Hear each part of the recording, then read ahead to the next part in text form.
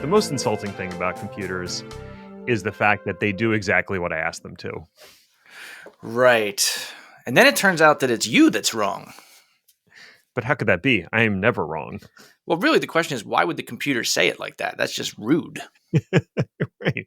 I mean, I know I'm a fallible human, but you don't have to be so mean about it.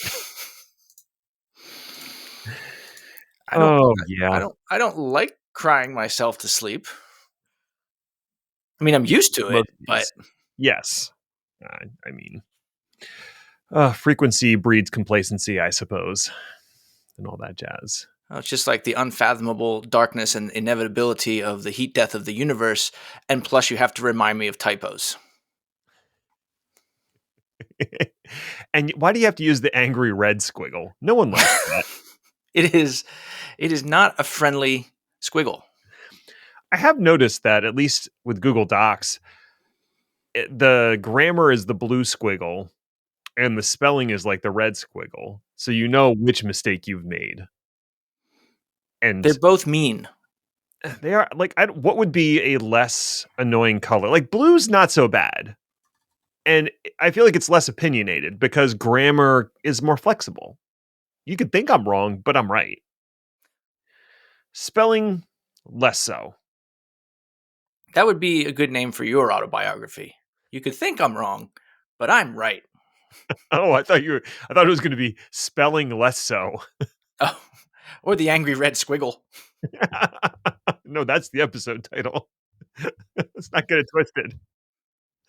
Oh, hello, alleged human, and welcome to the Chaos Lover podcast. My name is Ned, and I'm definitely not a rabbit. Rabbits are small, furry, woodland creatures with floppy ears and cute little tails. I am a silicon-based, quasi-intelligent, hyper-aware, I'm a person! I'm a human, not a rabbit. With me is Chris. Actually, is a rabbit, a 6-foot-tall rabbit named Chris. Hi, Chris. Harvey. Is that your middle name? That's my rabbit name. Chris Harvey Oswald? Among the woodland folk. Is that kind of like a furry name? No. So that's a different name, is what you're saying. I was trying to say it's a very clean-shaven name, but no, you had to double down on your own joke. Because my joke is good. Well, and yours is pedestrian. Ooh. I came with the big words, too. Look out. I don't know. That hairy joke always reminds me of Night Court. Were you one who watched Night Court? Oh, yes. Who didn't? Then, unfortunately, they brought it back, which we don't need to talk about. I refuse to acknowledge that happened. I mean, I will say this for it. It's better than the new Quantum Leap. I also refuse to acknowledge that.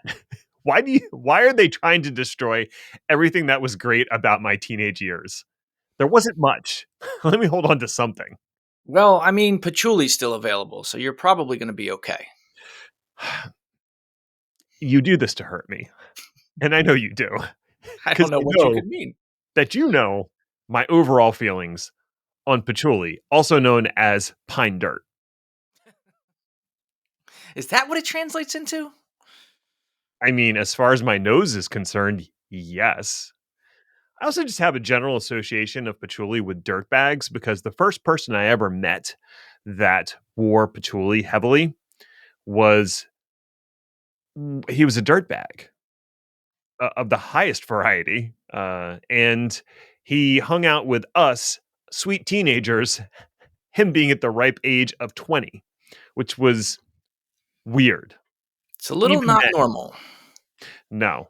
So I think there's just a strong association between that smell and that guy.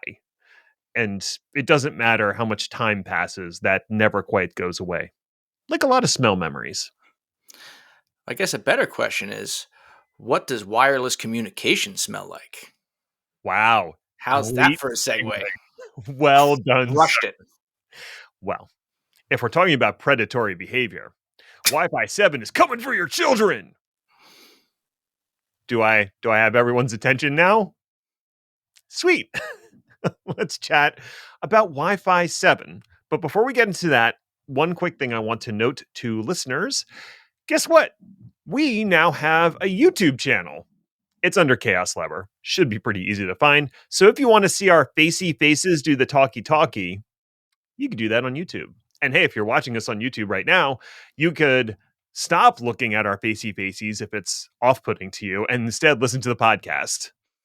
What we're trying to say is you've got options. And we know which option is better. But hey, it's 2023 and apparently all podcasts need a YouTube channel. So, Wi Fi 7.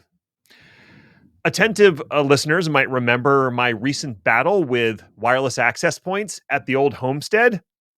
While I won that particular protracted battle, I am also well aware that the war is far from over. And I'm going to say my only real path to victory is the complete annihilation of the current devices. Real scorched earth policy here. And then finding some suitable replacements for them. So, in the process of looking at potential wireless access point replacements, because I don't use a wireless router, because I'm not, what's the word I'm looking for? In the 20th century? Yeah, there's that. Yeah, okay, we'll go with that. A barbarian, I think is what I was looking for. So I stumbled across Wi-Fi 7, the successor to 6E.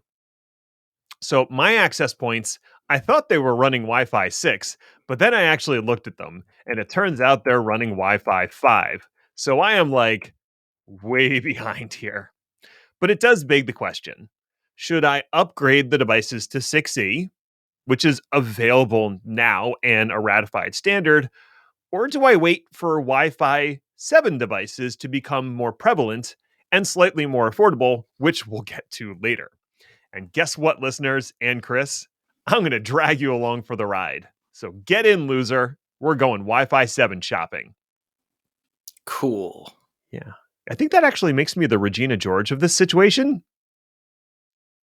Do you want to be Gretchen Wieners? Probably end up being that by default.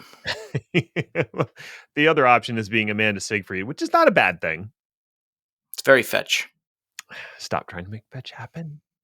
Okay, so a little background on the whole Wi-Fi standards thing. There's the popular Wi-Fi naming standard, and then there's the actual standard that's managed by the IEEE. So if you remember hearing 802.11 something something, that's the actual standard.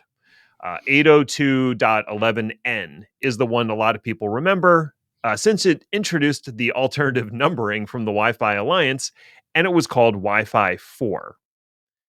That was way back in 2008. And since then, we've had Wi-Fi 5, 6, 6E, and now 7, based on the 802.11be standard. Because it'd be awesome. Ugh. I know.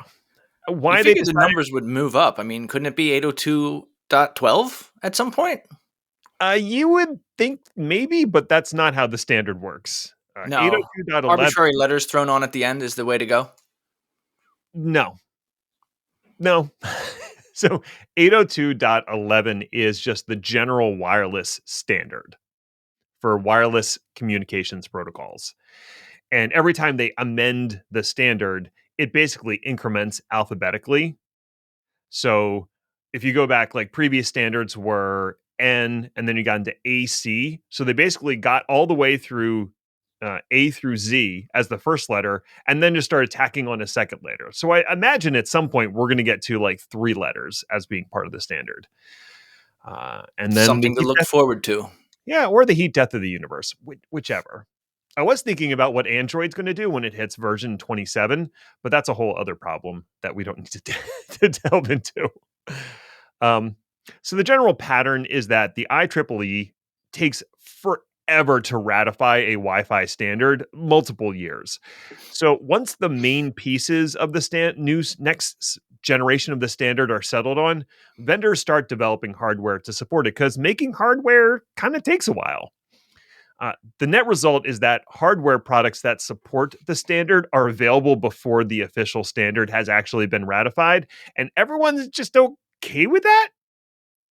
802.11be should be ratified in mid-2024, in case anyone cares, but you can buy Wi-Fi 7 devices today. Neat. Cool. Glad we have the standard. Same thing happened with every previous Wi-Fi standard. So it's the way that they do things. So, what is new in the Wi-Fi 7 standard? How does it compare to the previous generations? Let's hit the highlights and then we'll circle back in some more detail. Uh, we'll start with the spectrum support. Wi-Fi 7 supports the 2.5, 2.4, 5 gigahertz, and 6 gigahertz spectrums. So all three of those spectrums. That's no different than 6E. 6E had the same spectrums in its support, but the way that it was supported was a little bit different, which we'll get to. It uses 4096 QAM, or quadrature amplitude modulation. Don't expect me to say that again or explain what it means. It uses larger chunks of the 5 and 6 gigahertz bandwidth per channel.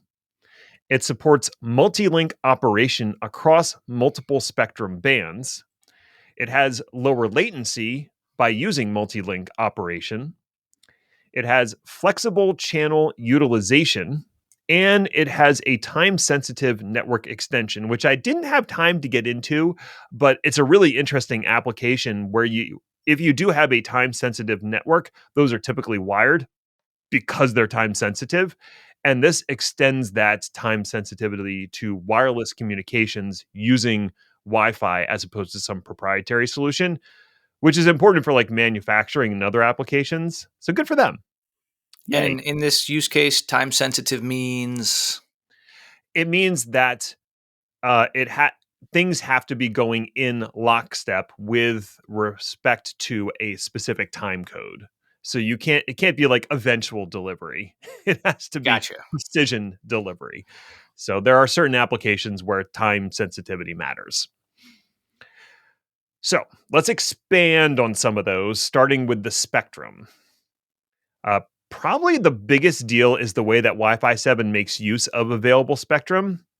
If we rewind the clock to the original Wi-Fi standards, probably before some of you were using Wi-Fi, you had 802.11a and b, and this is before they named them Wi-Fi anything. Those would technically be like Wi-Fi 1 and 2. Um, but basically, 802.11a used 5 gigahertz spectrum, and B used the 2.4 gigahertz spectrum.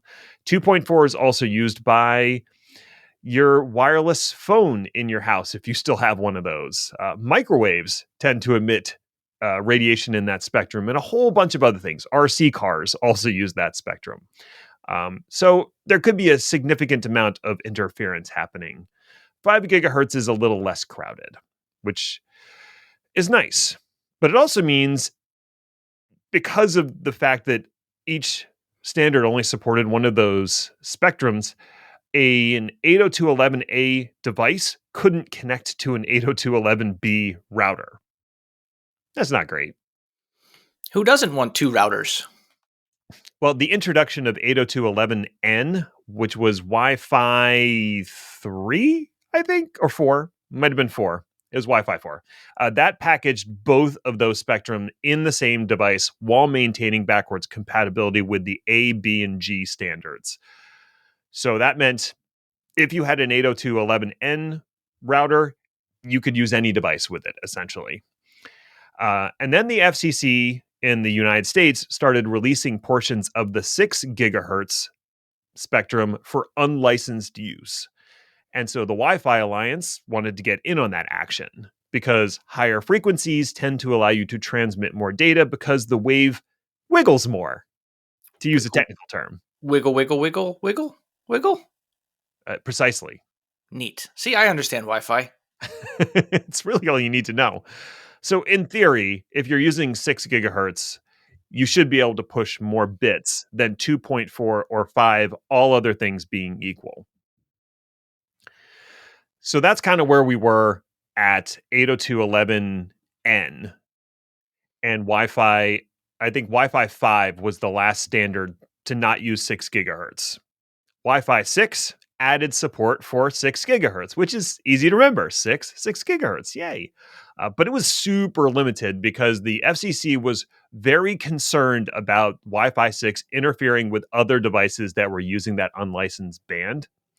So routers and access points were very limited in the terms of power they could apply to that signal, meaning that it really wouldn't work unless two devices were very close together and line of sight. So if there was like a wall between your device and the wireless router, it couldn't use 6 gigahertz. That's it's not great. It turns out the main use case for it in that case was to have a line of sight between access points and use it for the mesh on the back end for your access points. So your actual device would still be using 2.4 or 5, and then the access points would be talking to each other using 6 gigahertz. So they would stay out of the other two spectrum bands and reserve that for clients. Which actually kind of makes sense in terms of allocation. Yeah, I mean, as long as you had line of sight between access points, it was great. And you Well, put those them mesh up devices, together. what do they cost? Like $12 each? I mean, you could have one on each doorknob. It's a valid point. Wi-Fi 6E relaxed some of those restrictions. There was the introduction of a database of devices using that, and so your access point or router could grab that database and selectively use the 6 gigahertz spectrum in tandem with that device listing to make sure it didn't interfere with anything that was nearby. So because that was introduced, the FCC was like, all right, you can, turn the power up a bit. And so now client devices could really start using 6 gigahertz. But each device was limited to using only one spectrum band at a time. So if my phone is using the 5 gigahertz band, it can't also use the 6 or the 2.4 in tandem to send more bits. You can think of that like as link aggregation, right? If you're into wired networking, I can't aggregate all these different bands to just blast data across the wireless until Wi Fi 7. Yeah. So that introduced the ability for a single client device to leverage multiple streams across multiple bands. The multiple streams thing was possible before with MIMO, which multi input, multi output. Yeah, I think so. Yeah. But you could only do it on a single band. So I could do MIMO multiple streams across 5 gigahertz, but I couldn't do it across multiple bands. 7 was like, nope, now you can do it across multiple bands, which lets you improve the throughput of any given client device. It also means that the router can dynamically allocate channels across multiple links to a single device. So if my device is using 6 gigahertz, but it moves a little further away and drops off of 6 gigahertz, it can seamlessly transfer to 5 gigahertz or 2.4 without having to reestablish the communication. So that just improves how your device functions over time as you move around your house or your office. Right. And I take it you don't have to reconnect to a different network like you would in an N router. You would have, network name dash 2.4 and network name dash 5. Yes, that's another thing that goes away is when you look at the available wireless networks, you won't see two different networks for the two different spectrum bands. You'll just see a single network, and it's up to your device and the access point to negotiate which bands your device can talk on. Uh, so that is all about the spectrum. Now we'll talk about channels, and not like TV channels. This is 57 channels and nothing's on. hmm. Do you remember when 57 was a lot of channels? Yeah, that's cute. Those were the days. Remember channels being a thing before streaming? Oh. Anyway, so here's a little bit of fun trivia. The 2.4 gigahertz band came with 14 channels that were spread from the 2.4 to 2.5 range in 22 megahertz increments. Now, I'm not going to try to do the math here, but basically what it came down to was that each channel overlapped with the adjacent channels. And so, in general practice, if you were using 802.11b or G, you really only use channels 1, 6, and 11. to avoid overlap. And if you weren't in the US, you could also use channel 14.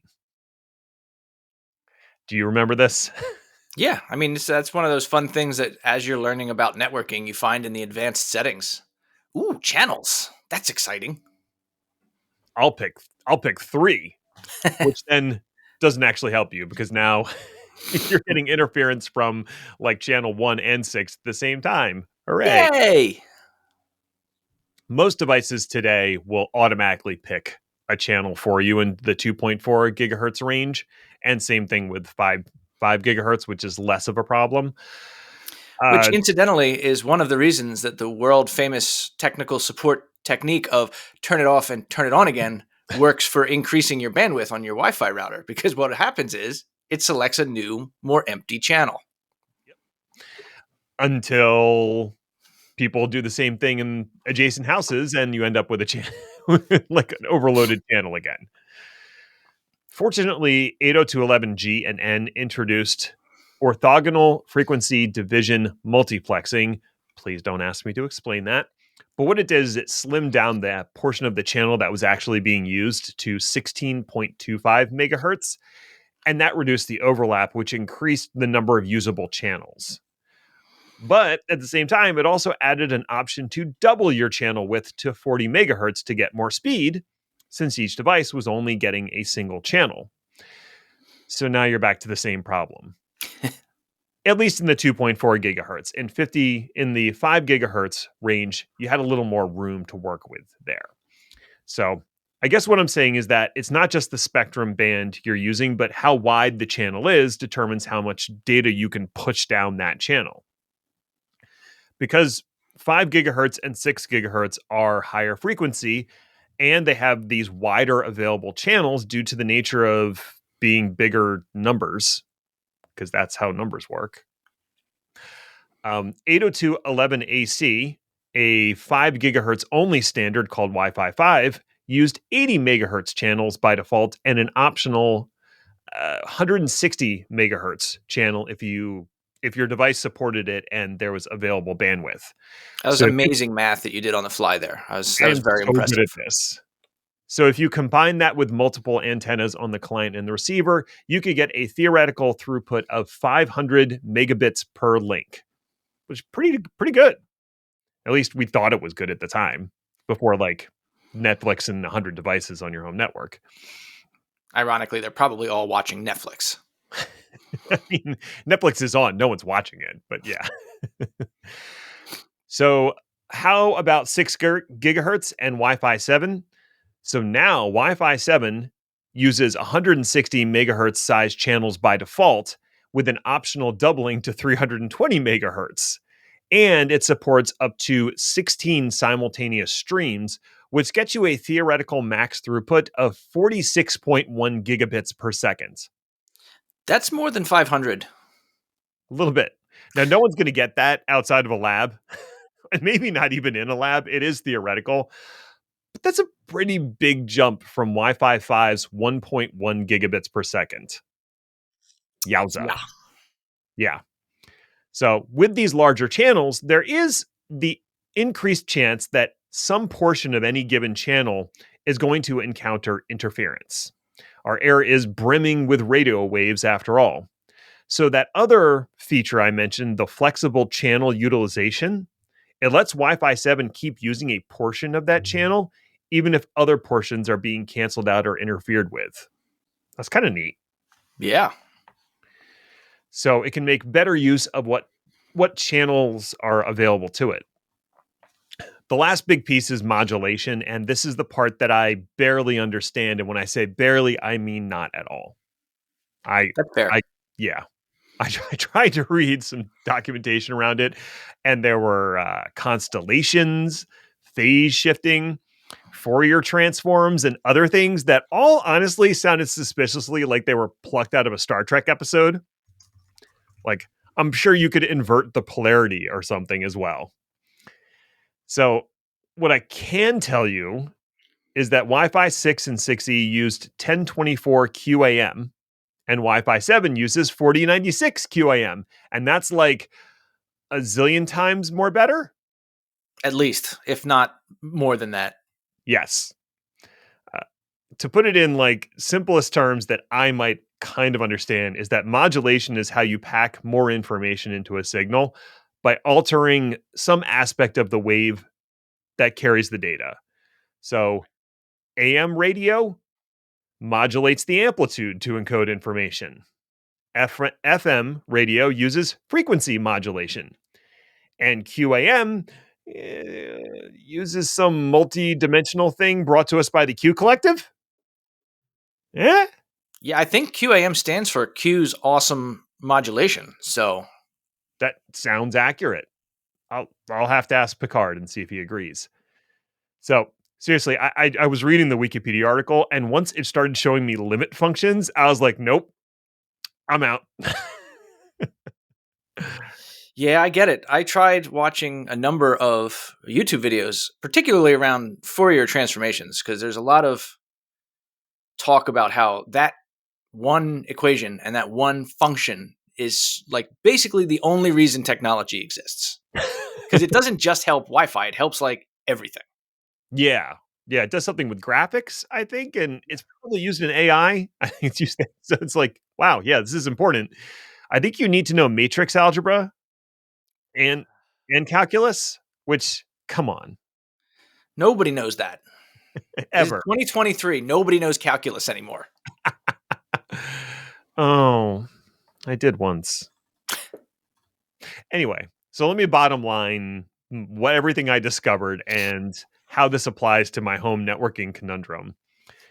So the access points I have today are about 5 years old, I'm guessing. And they support 802.11ac and 11n, which is Wi-Fi 4 and 5, which means the maximum throughput I'm going to get is 3 gigabits per second if I had just the right client device, exactly the right distance from my access point, and Mars was in the house of Jupiter and not in retrograde. You I'm don't want almost to. positive you got that all wrong. Okay. So if I move up to Wi-Fi 6E, that would be a boost to a theoretical 9.3 gigabits per second of throughput. So tripling what is possible today. Plus, I would get a bunch of other features that improve performance and handle client devices better, such as support for 8 MIMO streams at the same time instead of 4 with Wi Fi 5. So, big boost there. But of course, as we've already discussed, Wi Fi 7 does kind of blow 6E out of the water. It's got 4 times the bandwidth. It doubles the MIMO streams to 16. So it seems like Wi Fi 7 is probably the way to go.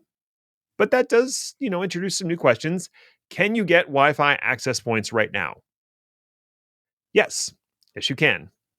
TP-Link has a mesh system available now. But that asks 2 more questions. 1, how much does it cost?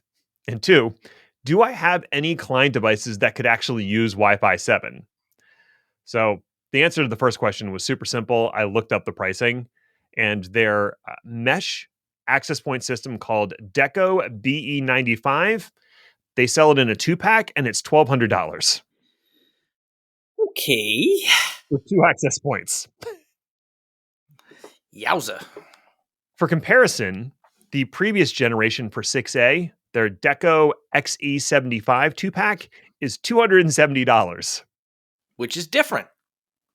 Well, if I want 4x the bandwidth, I guess I have to pay 4x the cost. And this is obviously because this stuff is brand new. They're probably, I won't say they're the very first to market, but they're pretty close, and the chips are expensive to produce. Right. The cost will go down. There was probably a time where that 6E 2-pack was also like $1,200. To answer the second question about client devices, the answer is no. No, I don't have any devices in my house that can use Wi-Fi 7 because almost no one has made them yet. In fact, there's a pretty good chance that most of the devices in my house and yours couldn't even use Wi-Fi 6E. So let me run through a few quickly. My phone is a Pixel 7, which can use 6E. So that's probably the device I use most often. Hooray. My laptop is a Surface Laptop 4, which can use Wi-Fi 6 but not 6E. So I'd have to upgrade my laptop. The main television that everyone watches in the house is a Samsung Q90A, which has a Wi-Fi 5 capable card because I didn't opt for the 8K Neo model. It was like double the price of the 4K. And I'm like, you can't even watch anything in 8K right now. So basically, not only can none of my devices use Wi-Fi 7, the majority of devices can't use 6E or in many cases even Wi-Fi 6. So it would be ridiculous for me to spend $1,200 on 2 access points when I could just wait 6 to 12 months and probably pay half or less as the products hit the market. I also don't plan to refresh my laptop or phone for at least a year, and the kids are not getting new tablets for at least the same amount of time, and I'm not replacing that TV for much longer than that because I got it last year. So, to turn the tables on our listeners, should you get Wi Fi 7 now? No, no, you shouldn't. But if you have to go out and buy access points today and you don't want to replace them for like the next 5 to 10 years, I guess. Otherwise, just buy the Wi Fi 6E access points at a quarter of the price and know that most of your devices won't even be able to use that yet. Any Yeah, thoughts that makes for you? sense. Trying to figure out a non-enterprise reason that you would need that much bandwidth. I think it's pretty unlikely that you would run into a situation in a home network today where you would need more than what 6E can deliver. Right. When 8K video does eventually hit the house, and I've got tablets and TVs streaming 8K video, then yeah, maybe Wi-Fi 7 actually does make sense, but I'm probably going to need a bigger internet pipe more than I'm going to need faster Wi-Fi at that point. Right. Yeah, the only reason I can think of that it would make a lot of sense is if you had like 27 children. Yeah, I don't think Or my you like owned a hotel. What's the thing? You're getting into commercial and enterprise use cases Right. where And it's likely they won't use this in any type of a production environment yet because the standard is not ratified. you sweet summer child. I like that you believe that. I've decided Tuesday is optimism day. Yay. Wi-Fi 7 in a commercial context, a stadium, a hotel, something where you're going to have a lot of people all sucking up Wi-Fi as much as possible because they want to like live stream Twitchify their TikToks of the concert. Yeah. You might want to invest in the Wi-Fi 7. But I think, yeah, for anybody who's just thinking about refitting their access points at home, 6E's got everything you need and then some. So, thank you for taking this journey with me. You can disembark on the left. Please remember that all your belongings should go with you or they become mine because it's maritime law. Speaking of which, have you heard about sovereign citizens? Okay, we need to move on. If you subscribe to our newsletter, I'll include a link to an awesome, almost 2 hour long video that talks about sovereign citizens. I thought it was super fun. Lightning round? Lightning round. Google still struggling to recover from zone outage in Paris. The Google Cloud's Europe West 9-A zone suffered a significant amount of damage back in late April. While the Goog has been evasive on what the exact situation was, terms like water intrusion and fire incident have been thrown around in the press releases. French forums discussing the event believe that there was a cooling pump that failed, leading to a leak of some kind, which then ignited a fire in the battery room. If you're keeping score at home, none of those words used in order are good. Near computers, or just like in general. Electrical fires are very dangerous and very dirty. Whatever the specifics were, the intrusion incident was severe enough that the zone still has not recovered 3 weeks later. Wow. Just a reminder that while these kinds of incidents are exceedingly rare, they do happen. They happen on-prem and they happen in the cloud. But, I mean, it's not a big deal, right? All your production workloads are designed to at least survive a zone failure, right? Right? I hope you bought that outage insurance we talked about a couple weeks ago. A shocking new attack overpowers servers, literally. It makes them read Foucault. Foucault? Nah, just kidding. Makes them read James Joyce. Ha! Again, I'm being funny. Anyway, so two researchers from the University of Birmingham in England have developed an attack which can be used to compromise the Software Guard Extensions, SGX, feature on an Intel server. The attack uses control of the voltage regulator to modify cryptographic processes. Since the SGX doesn't know about the firmware controlling baseboard components like the voltage regulator, it can't detect the malicious attack. Fortunately, the attack does require access to the board management controller of the server, which is usually attached to a network that is physically segmented from the rest of the data center. Malicious firmware is injected into the BMC and used to manipulate the voltage. In addition to breaking the SGX encryption, the voltage can also be used to overvolt the server, permanently bricking it. The duo have titled the attack PM Fault, which is not nearly as cool as PM Dawn, a criminally underrated band from the mid-90s. Microsoft Activision merger approved by the EU. This has been going on for so long that I forget what we're even arguing about. But whatever it is, Redmond's long corporate merger nightmare could soon be over. The EU had raised up their hands in defense of consumers, fearing that Microsoft would be creating a monopolistic gaming situation.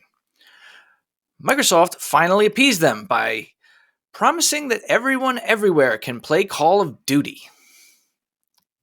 These are the important problems of our times. Microsoft assured users that they will, quote, have the right to stream their games with any cloud game streaming device of their choice and play them on any device using any operating system. Which is a bold claim. I don't even think Steam can do that.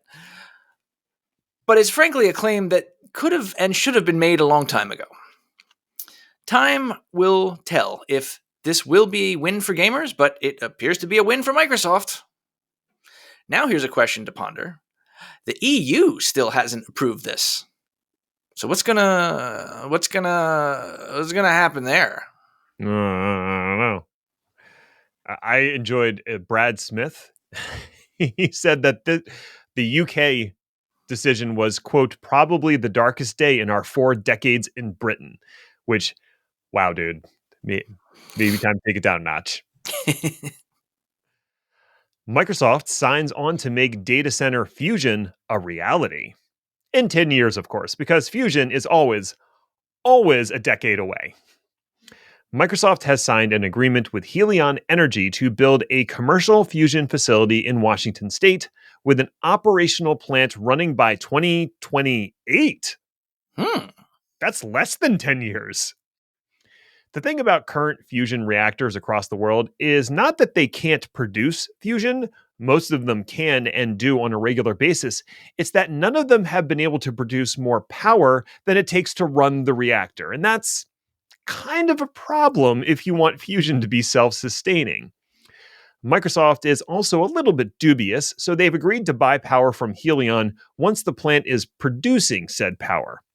Helion is just one of many fusion startups that have received increased attention over the last decade from venture capital. If you want a more in-depth look at how Helion is approaching fusion, check out the YouTube video from Real Engineering. I'm cautiously optimistic about the state of fusion power, and as much as I like to lampoon it, it also seems like it could be an incredible fix for reducing carbon emissions.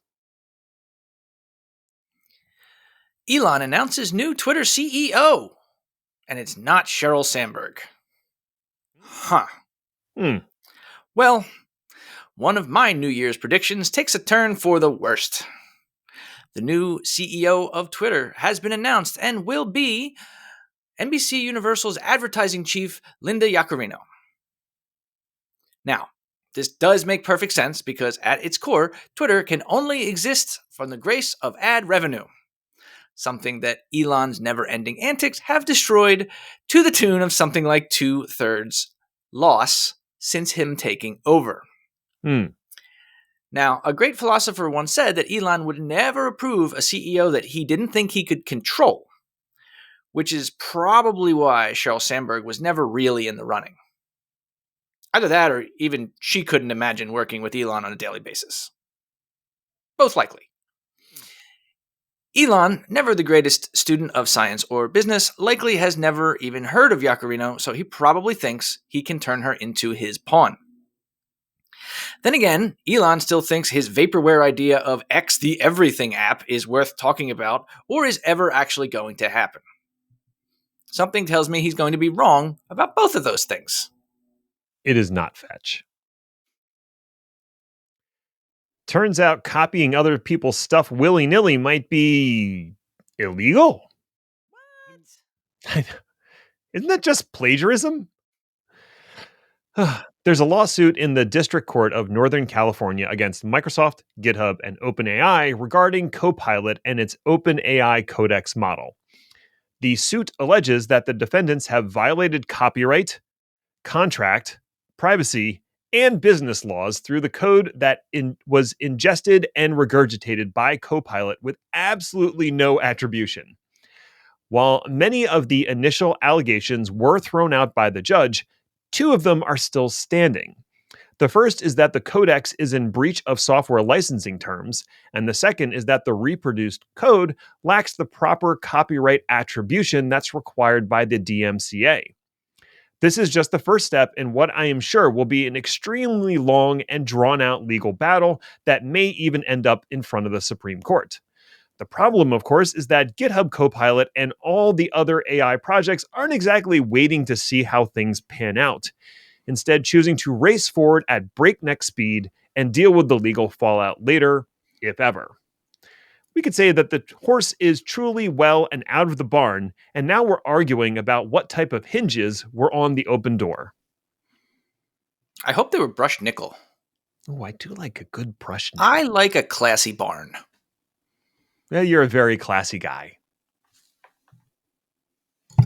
Hey, thanks for listening or something. I guess you found it worthwhile enough if you made it all the way to the end, so congratulations to you, friend. You accomplished something today. Hey, did you hear about the frustrated magician? He was pulling his hair out. I'm so sorry. You can find me or Chris on Twitter at Ned1313 and at Hater80 respectively, or follow the show on Twitter at chaos_lever if that's the kind of thing you're into.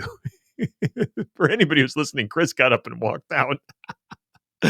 Oh, show notes are available at chaoslever.com, as is the sign up for our newsletter if you like reading things, which you shouldn't. Podcasts are better in every conceivable way. We'll be back next week to see what fresh hell is upon us. Ta-ta for now.